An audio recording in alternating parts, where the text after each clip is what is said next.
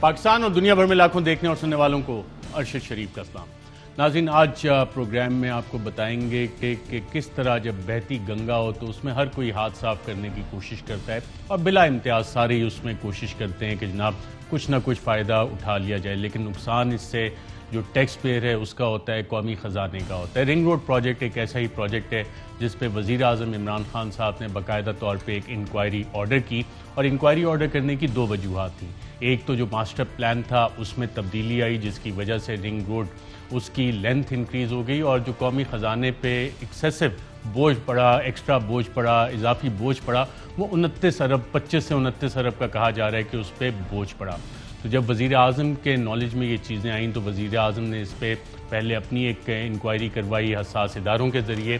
جب وہ انفارمیشنز آئیں تو پھر باقاعدہ چیف منسٹر صاحب کو ایک انکوائری ریفر ہوئی، اور چیف منسٹر صاحب نے جو انکوائری کمیٹی بنائی اس کی رپورٹس آئیں۔ اس میں جو رپورٹ ایکسیپٹ ہوئی وہ کمشنر گلزار صاحب کی رپورٹ کو ایکسیپٹ کیا گیا، اور اس میں شروع میں ہی لکھ دیا گیا کہ جو باقی دو حضرات ہیں ان کے کانفلکٹ آف انٹرسٹ ہیں اور کس وجہ سے، وہ کافی تفصیلات اس کے اندر درج ہیں۔ اس سے فائدہ کون کون اٹھا رہا تھا، کیا واقعی فائدہ اٹھایا گیا، نہیں اٹھایا گیا، یہ پلان چینج کیسے ہوا۔ پاکستان مسلم لیگ نواز اور پاکستان پیپلز پارٹی کچھ حد تک اس پہ سوالات کافی سارے اٹھا رہے ہیں، اور کچھ سوالات اس حوالے سے ان کے کافی جینون بھی ہیں۔ اس حوالے سے وزیر اعظم کے ایک معاون خصوصی ذوالفقار بخاری صاحب کو ہماری اطلاعات ذرائع نے بتایا کہ ان کو بلا کے کہا گیا کہ استعفیٰ دے دیں، اور زلفی بخاری صاحب نے ٹویٹ کر کے بتایا کہ جناب وہ خود استعفیٰ دے رہے ہیں۔ لیکن میں نے آج چیک کیا، ابھی تک کابینہ ڈویژن نے ان کے ریزگنیشن کے ایکسیپٹنس کا نوٹیفیکیشن پبلک نہیں کیا۔ دیکھتے ہیں کہ وہ نوٹیفیکیشن کب پبلک ہوتا ہے ریزگنیشن کے ایکسیپٹنس کا، اس حوالے سے جو کہ ہو گیا۔ تو کیا زلفی بخاری صاحب کا بھی اس سے کوئی تعلق تھا؟ انکوائری کون کون کرے گا؟ نیشنل اکاؤنٹیبلٹی بیورو نے کہا ہے کہ، اور chairman justice retired Javed Iqbal, کہ انہوں نے اس کی کوگنائزنس لے لی ہے۔ جو انکوائری کمیٹی رپورٹ ہے اس نے کہا ہے کہ ایف بی آر بھی اس کی انکوائری کرے، ایف آئی اے بھی انکوائری کرے۔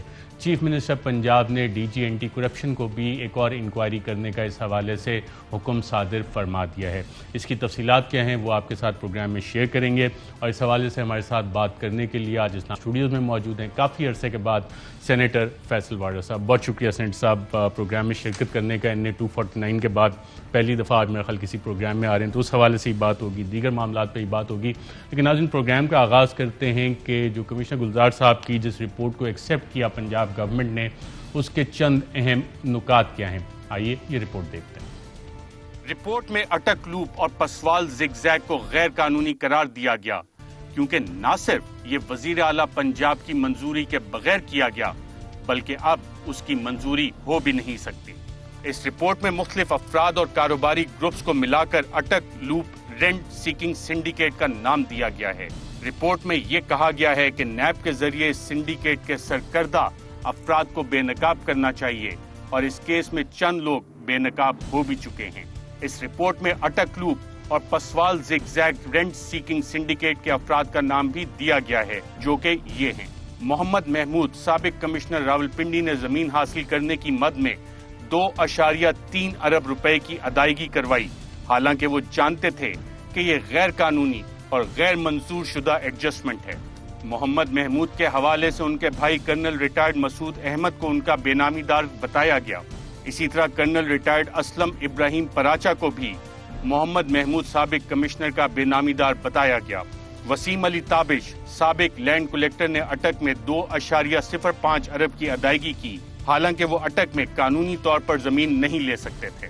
پروجیکٹ مینجمنٹ یونٹ کے عبداللہ نے محمد محمود کے احکامات پر غیر قانونی آرڈر پاس کیے، جس میں میسرز زیرک کے اسکوپ میں تبدیلی اور مختلف ہاؤسنگ سوسائٹیز کو فائدہ پہنچانے کے لیے نیسپاک پر دباؤ وغیرہ شامل ہے۔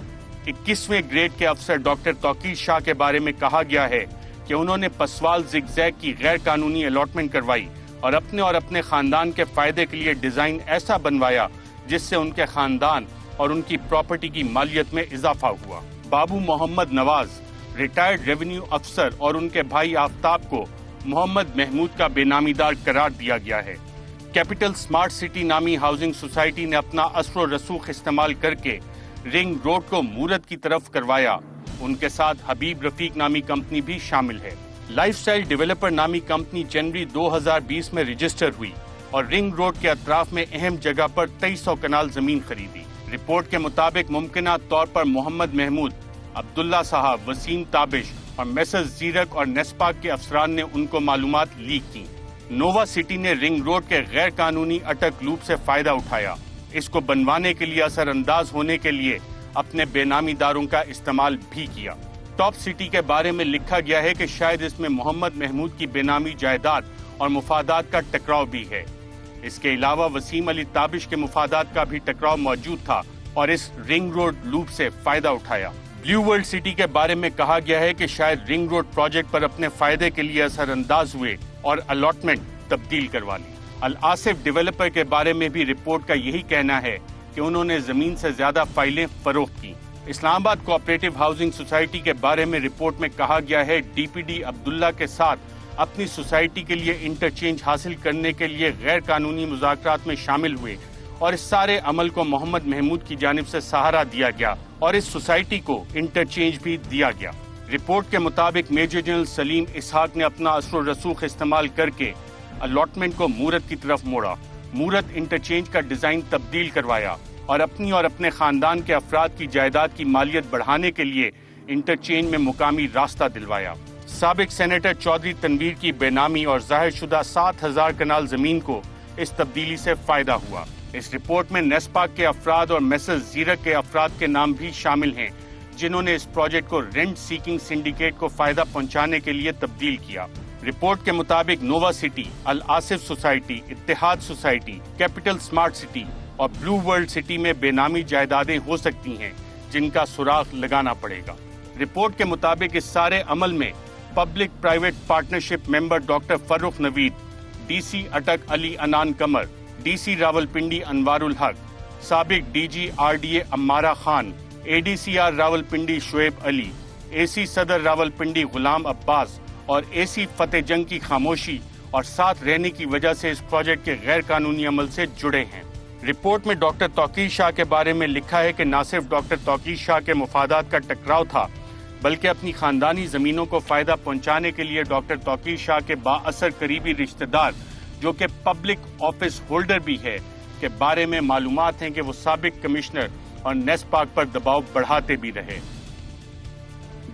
جی ناظرین، یہ تو اس رپورٹ کی فائنڈنگ تھی جس کو پنجاب حکومت نے باقاعدہ طور پہ تسلیم کیا اور اس کے بعد اینٹی کرپشن ڈپارٹمنٹ کو بھی ریفر کیا اس حوالے سے۔ اسی رپورٹ میں چند تجاویز بھی دی گئی ہیں، ریکمنڈیشنز دی گئی ہیں اور انتہائی اہم ریکمنڈیشنز ہیں۔ وہ ریکمنڈیشنز کیا ہیں آئیے دیکھتے ہیں۔ رپورٹ میں حکومت کو یہ بھی بتایا گیا ہے کہ اس پروجیکٹ کی فیکٹ فائنڈنگ رپورٹ کے بعد حکومت کو کیا کیا اقدامات لینے چاہیے۔ رپورٹ میں سب سے پہلے سابق کمشنر محمد محمود، لینڈ کلیکٹر وسیم علی تابش کے خلاف غیر قانونی طور پر 2.3 ارب روپے زمین خریدنے پر خرچ کرنے پر نیب کی کارروائی کی سفارش کی گئی ہے۔ تمام خریدی گئی زمین کینسل کی جائے۔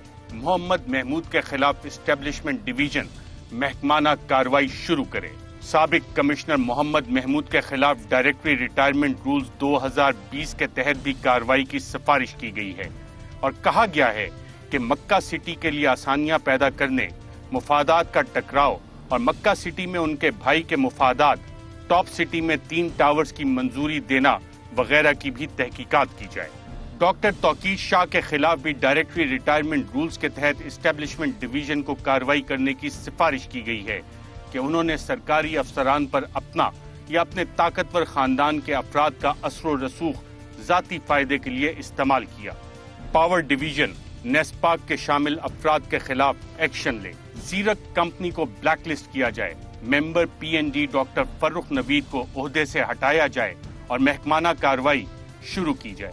افواج پاکستان کے متعلقہ ادارے کرنل ریٹائرڈ عاصم ابراہیم پراچا کے خلاف ایک حساس قومی سلامتی کے ادارے کا نام استعمال کر کے محکمہ ریونیو سے موضع راجڑ کا ریکارڈ حاصل کرنے پر کارروائی کی جائے۔ میجر جنرل ریٹائرڈ سلیم اسحاق کے اسکینڈل میں کردار سے متعلق پاک افواج کے متعلقہ اداروں کو بتایا جائے تاکہ کارروائی شروع کی جا سکے۔ ایف آئی اے اور F B R housing societies اور بے نامی جائیدادوں کے خلاف اور انکوائری رپورٹ میں بتائی گئی سوسائٹیز کے خلاف کارروائی کا آغاز کریں۔ رپورٹ میں نامزد باقی کرداروں کے خلاف بھی FIA اور FBR कार्रवाई शुरू करे।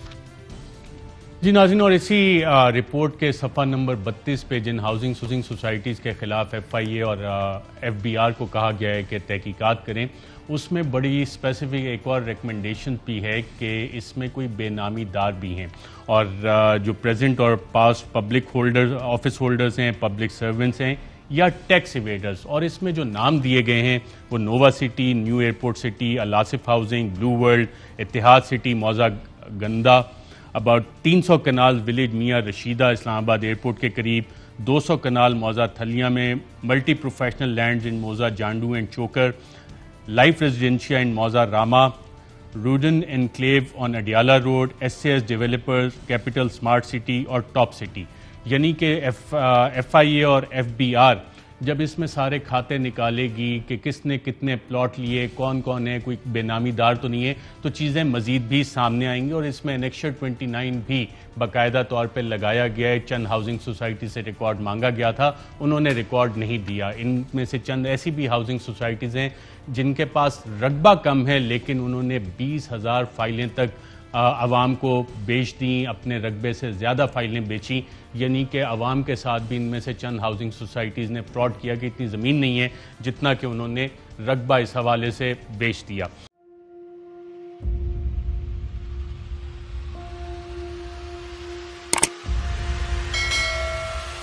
अस्सलाम वालेकुम नाज़रीन, आप देख रहे हैं प्रोग्राम काशिफ अब्बासी के साथ। आज वेलकम बैक नाज़रीन। सवाल के साथ मैं हूं